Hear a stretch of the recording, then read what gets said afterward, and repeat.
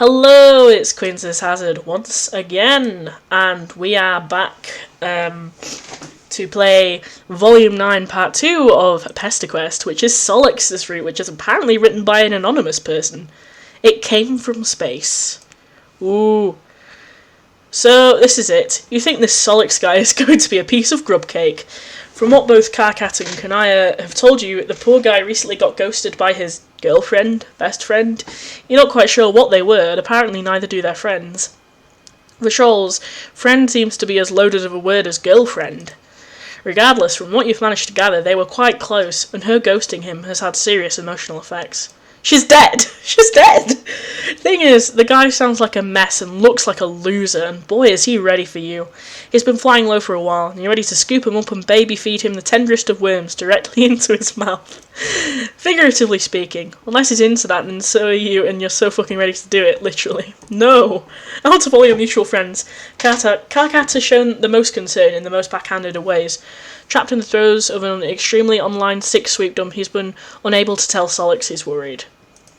And so, instead of having an honest conversation with a long-time friend, Karkat has arranged for an Alternian meet brute between the two of you, like meet cute. It's foolproof, which means it's you-proof. Karkat gave you an honestly frightening amount of detail on Solix's everyday routine. The main difficulty is he seldom leaves his hive. He's kinda an indoor boy. Today, though, you've gotten lucky. Solix has made plans to see a friend, and you're going to casually bump into the guy and play out all of Karkat's carefully curated plans, step by step, and befriend him. But first, he actually has to show. For someone with such a rigid schedule, he's sure not great at sticking to it. So you just left here on an alien train station, sitting on an alien bench, and trying to not make eye contact with any of the aliens around you. Sure, they might be potential friends, but no. You're pretty sure that Solix is the guy for you this time around. You know it the same way you've known everything else since this particular leg of your meandering journey has begun. It's gotta be Doc Scratch, right? That cue ball looking motherfucker stole the memories of all your previous buddies. It stands to reason that he stole some other ones too. In fact, Aradia helping you remember has just made you realise that there could be so many other things you forgot. You can't shake the feeling that you're still being used, that everything you do, every move you make, feeds back into some shitty mastermind's plan. You've tried zapping back to Doc Scratch's mansion, but you can't get there either. He's out of bounds. So you've just defaulted to your most usual thing. Friend acquisition. You're playing into someone's hand. Oh, yeah. Playing into someone's hands, you just know it. But the alternative is to just do nothing. Sit quietly in a room alone and not have any contact with anyone. And who knows if that is exactly what Doc Scratch wants you to do in the first place. It's really hard to do anything at all the time. Anyway, Solix. You've heard a lot about this dude, but you're certain he's heard all about you. How could he not? You're basically best friends with everybody he knows. You're an unstoppable friending force. Oh fuck, there he is. What's his music? Credits. Musicians. Solix's theme. kwcom.wave. Okay, I don't know what that means. Oh fuck, there he is. He's pretty much exactly the way you imagined. How did Karkat put it? A skinny fuck and a total loser who would be utterly lost without Karkat's devotion and guidance. Yep, just like that. What should you do? The time isn't right. You decide to hang back and wait a little longer. You stand on the platform a few polite feet away from him. Before long, a train pulls up, and you see Solix take a furtive peek inside before walking back out to the platform. That's interesting. A second train comes in, and he seems to deem this one worthy and hops in. You count to 10 before rushing in. The car is almost empty. It's just you, Solix, and a pile of blankets in a corner. Inside of the car is bee-themed. Man, trolls really love bugs. Oh, he was looking inside the train to make sure it was the right, hemocast, this'll be the yellow blood carriage. Solix takes a bench sheet and puts his bag next to him so there's no chance anyone will sit there. Luckily for you, the one in front of him is still empty. They're all empty, actually, so you take it. It feels like something a little nostalgic about this setup. It feels like any minute now, Solix is going to ask you arbitrary questions that may affect some cosmetic choices in your life moving forward. But he doesn't. In fact, Solix's face remains totally neutral. All he does to acknowledge your presence is lift one single brow. The time you've spent near him may have been short so far, but the idea of him you've built in your head is quite strong. You've heard it enough from his friends to know he's not bothered at all. However, if you didn't know better, you would say Solix is emitting the energy of someone who walked into an empty bathroom and chose the most secluded stall, only for someone else to walk in and choose the one next to his. Oh, it's like that fucking urinal meme. Which is nonsense, because you do know better. All the second-hand knowledge you've got of the guy can't be wrong. He's doing what you've mentally dubbed his tsundere act. You keep staring. Can I help you, dude? This isn't how you expected to introduce yourself, but you do it anyway. Okay. He pointedly pulls out his phone and doesn't look at you anymore. Okay, so you're sensing that you need some space. You pull out your own phone. What, there was a doubt that... there was doubt that you had one because it hadn't been mentioned in a good 2/3 of this game? Silly. Little did you know the phone survived and it's all in your hoodie pocket. They truly don't make phones like this anymore. Solix is holding his horizontal, which gives the feeling that he's playing a video game. Well, he's got you beat already. You don't have any games on yours. You decide instead to go through your messages and, wow, you had so many plans with so many of your friends and you went and disappeared on them. Fuck, they're all counting on you. Nah, they're making it sad. Okay, you've got this. Karkat has basically shown you to this guy's entire games library and you're going to super casually bring up games he likes. No problem, there was a name on it that would have really surprised you. But hindsight, it makes sense. Back at home, the game's still wildly popular. Nobody knows where Minecraft came from, but fuck, everyone loves... You loudly announced to absolutely fucking nobody because you're being so casually and friendly that you love Minecraft. Every gamer knows that one, but you get no reaction. Fuck, the guy can probably tell you don't even know how to use a texture pack. That's fine. No harm done. You know he's also a huge fan of Attack Drone in solid state. You didn't have time to find anything about it on Google besides the fact that it is apparently staunchly anti-war. The guy making the games got away with it for a while before the Empire caught up with him, mostly because nobody actually understood what the fuck it was about. Name dropping it alone would surely be enough to show him what a badass gamer you are. Nothing. God. Group Stronghold 2? No. Fortnite? Damn. You were completely certain all these sick games would prove irresistible conversational topics. You look thick. I don't actually give a fuck, but please don't puke on my shoes. That startles you. Immediately you reassure him you're fine. That sounds like bullshit, but I'll believe it since I don't want to make this any more awkward. I'm bad at doing lisps. I'm Tholix. Oh, you're surprised he's changed his tune so fast. You're the alien everyone's talking about, aren't you? How did you know? You've been messaging me for days, dude. Totally weirdly invasive to me. Whatever, I'm in a good mood today, so we're starting over. Okay. This isn't that bad. You can do this. You introduce yourself over again and try to play off the fact that you know a creepy amount of insider knowledge about this guy. I don't see what the big... Hey, why are you being so loud? Can't you see I'm trying to sleep here? A small olive troll pops out from the blankets in the corner. Somehow this really shakes Solix. We need to leave immediately. Why? You don't understand. This guy here is going to die and we're going to go with him if we don't get out right fucking now. So what will you do? Tell Solix nothing is wrong. It's fine. You put your hand on Solix's shoulder. There is nothing wrong. The train continues to shake. Are you out of your mind? We have to... The shaking stops as suddenly as it started. Both Solix and the Sleepy Troll look around confused. Everything looks fine. Sleepy Troll just yawns and goes back under the blankets. I don't understand. This isn't how things work. What did you do? Who knows? You're not entirely sure what Solix thought was going to happen. Is he okay? No, I hear voices. You hope he's getting the right help for that. No, you recycled asswipe. The voices of the dead, or more importantly, the imminently deceased. And I very clearly heard the voice of a blanket troll right there. But now I don't, and that doesn't happen. That's never happened before. Oh, well, isn't this a good thing? I've given up on the lisp. It's not bad. That makes you happy to hear. You feel like you're finally making progress in getting through to him. Sorry, I got really stressed for a moment. Fuck, this is awkward. You reassure him it's fine. You enjoy the rest of the ride with him in mostly companionable silence. The train pulls into what seems to be the right stop as Solix stands up. You're friends with KN, right? Kanaya? Oh yes, you eagerly nod. Well, I'm headed her way if you're interested. You're nowhere near as annoying as TZ and KK make you sound. Solix smiles, and it's the first time you've seen him genuinely smile in your time together. You tell him that you would love to see Kanaya again. Wait, hold on. Terezi and Karkat think you're annoying? He snorts. No, they just described you honestly and being how you are is part of your charm, I guess. As long as he finds it charming too. You're okay with this backhanded compliment. Dude, you've got to stop being so overeager, it's a little embarrassing. But anyway, I hope you didn't have a heavy breakfast. Huh? Does he expect you to run there? You can teleport easily, you can get there fast. That's nice, but we're going to arrive with more style. Before he's done talking, you're already in mid-air. You've been lifted by psionics before, but it's the first time you feel completely weightless. It's like gravity has completely forgotten you have the answer to it. Brace yourself, I refuse to slow down. So you do. Everything around you becomes a blur. You know you're somewhere, but everything just looks like colours. When the world sharpens back into view, you're in Kanaya's hive. Solix looks smug. Kanaya looks from him to you and back again. While I'm happy you made a friend, I wish you had given me a warning. No offence. None taken, but you're a little curious as to why you had to take the train over. Solix seems like he could have easily flown here, so why?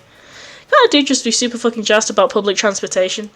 Fuck the entire planet and its stupid fucking hemospection system, but at least the train can take you where you need to go for the most part. Well, you can't say that the same runs true for where you're from, no. He knows I will not open the door otherwise. Oh. Ken, you're really killing my vibe here. Completely harshing it. Well, I would think our friend would appreciate knowing that while powerful, you are still a developing young troll, and I would rather not have to mop your brains off my front door. Are we really doing this again, Miriam? Our last name basis again, Solixander. Yes, we are doing this again. Being the naturally curious person that you are, you have amassed a good amount of troll anatomy's knowledge by now. Thus far, weird alien brain anatomy has eluded you. What happens is that I have big brains that is almost as big as my... What happens is that when we were younger, Solix would get really sleepy if he used his powers too much.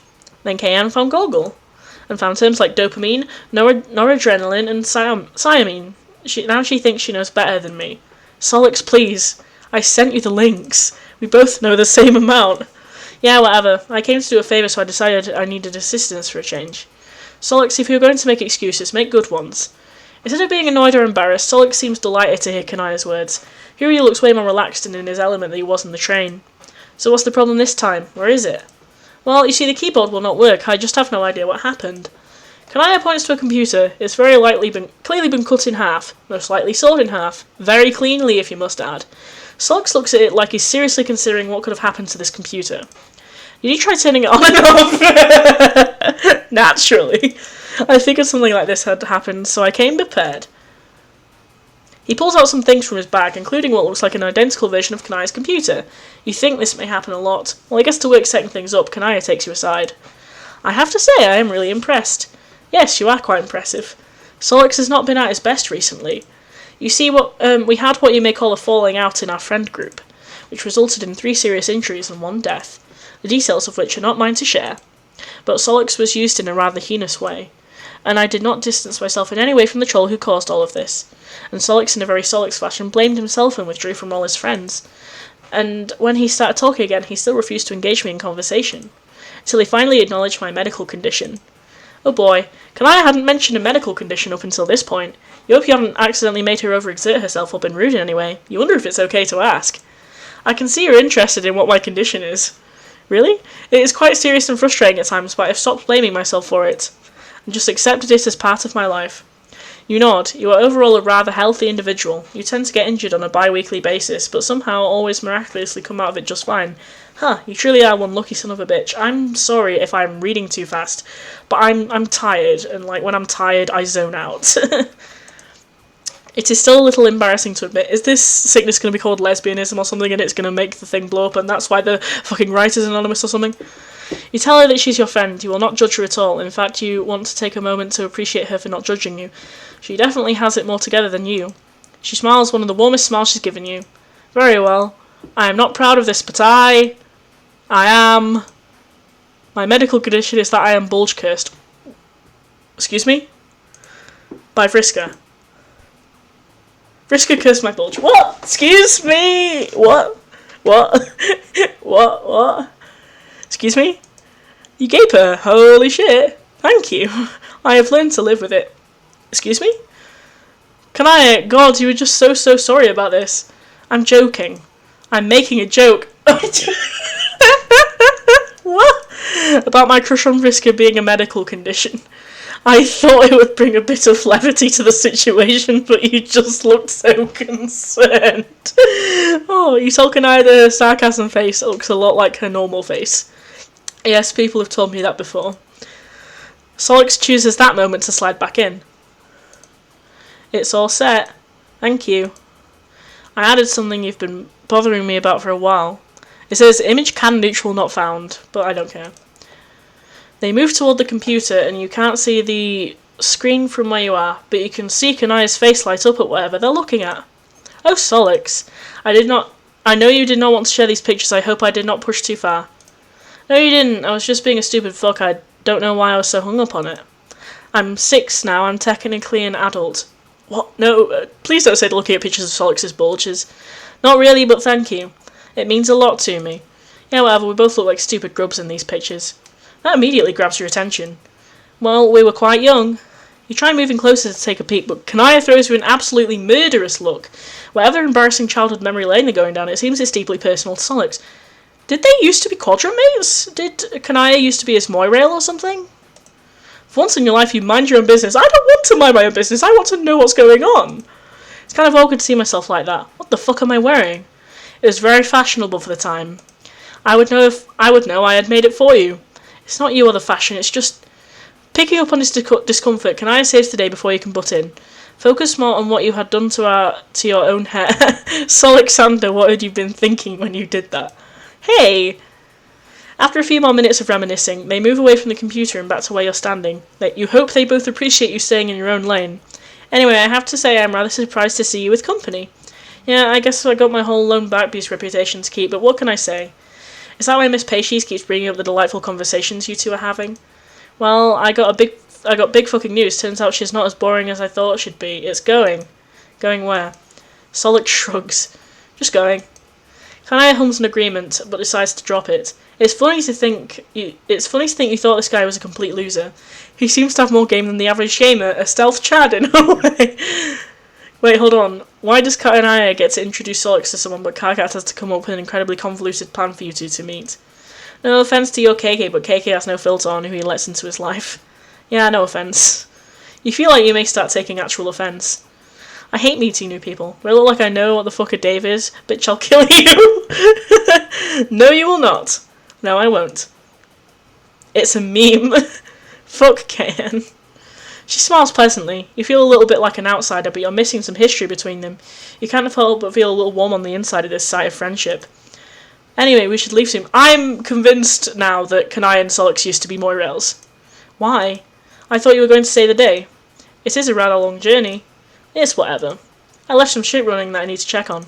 Ooh, hacker shit? Of course not. Very well, at least let me get a couple of shirts I fixed for you. If you'd be kind enough to drop a couple of things at the drone office. I fixed a sweater for Karkat. Yeah, no problem. The moment Kanaya steps away, Solix is in your face. So, we're not staying over because you're obviously not 6 and having you over a sleepover would be fucking weird.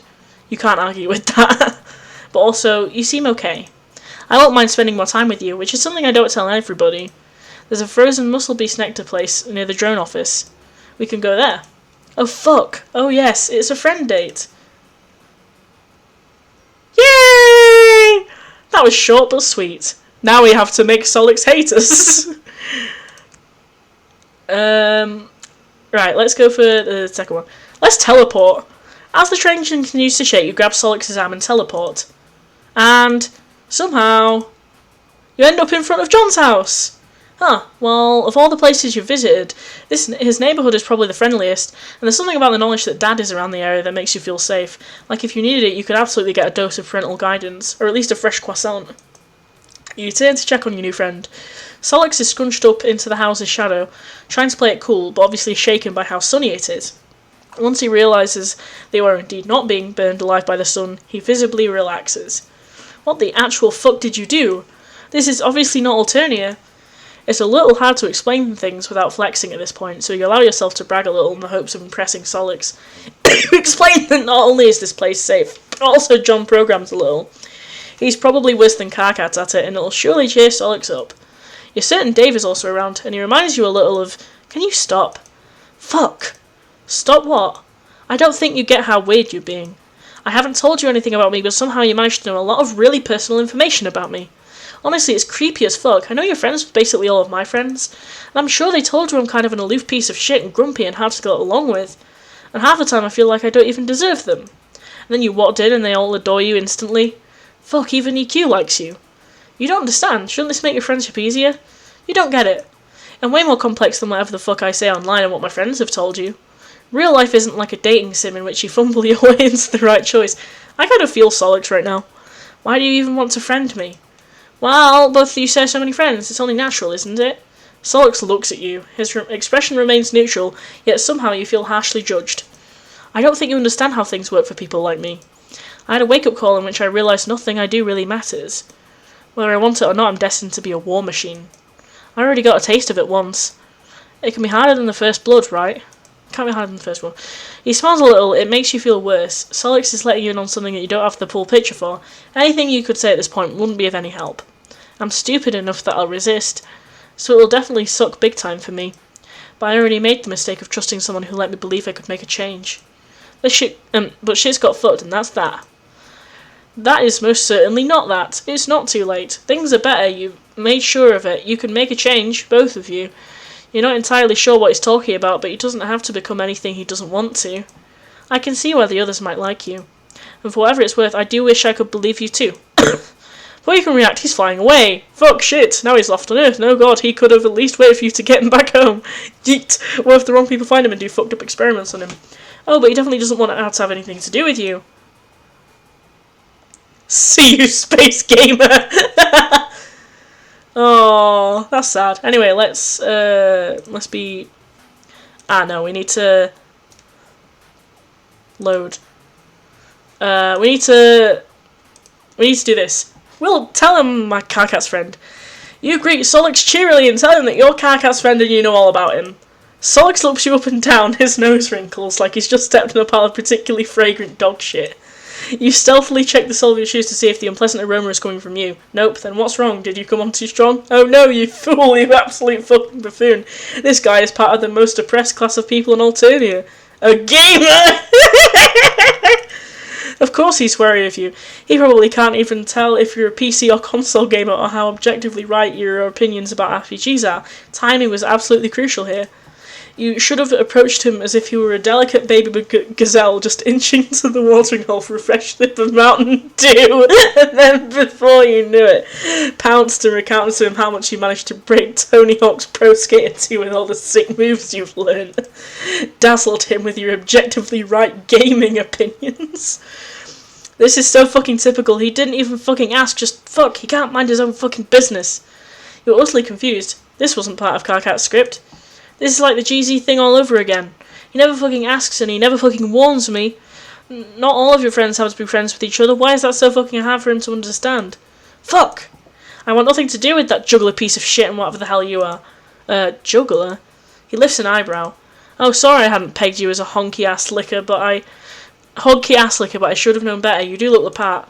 Solix is absolutely unimpressed. Wow, you weren't expecting this. Are you experiencing a heated gamer moment right now? You think these might be Alternian slurs, but you can't really confirm without whipping your phone out in front of him and making a fool of yourself by opening Urban Dictionary mid-conversation.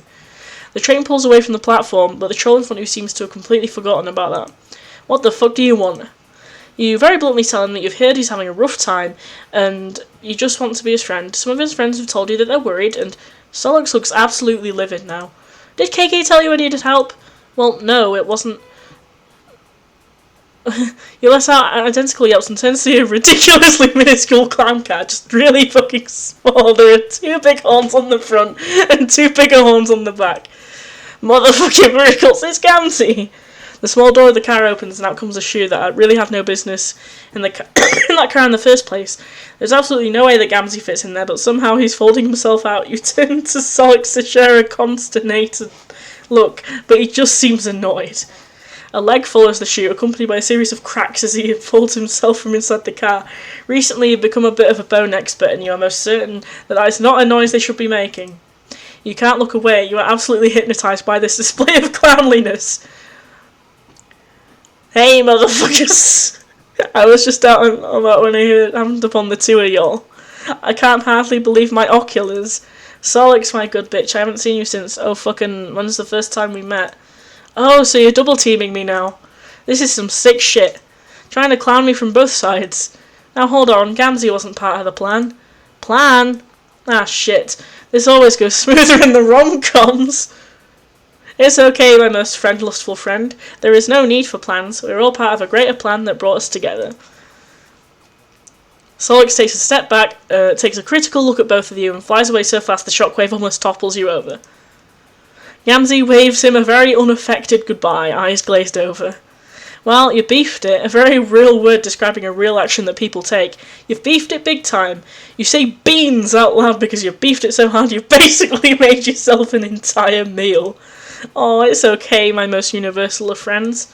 That's just how a motherfucker says hi sometimes, by flying away from you as fast as possible. I know what will cheer you up. It's drugs, isn't it? It's definitely drugs.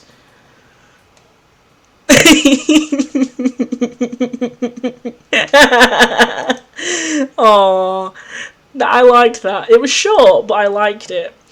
Like, I really like this. Anyway, there probably won't be, well, there won't be any more PesterQuest until after Christmas. I'm going to make a video that'll be released either on Christmas Day or in the new year, which will explain, like, my schedule over the, like, 2020.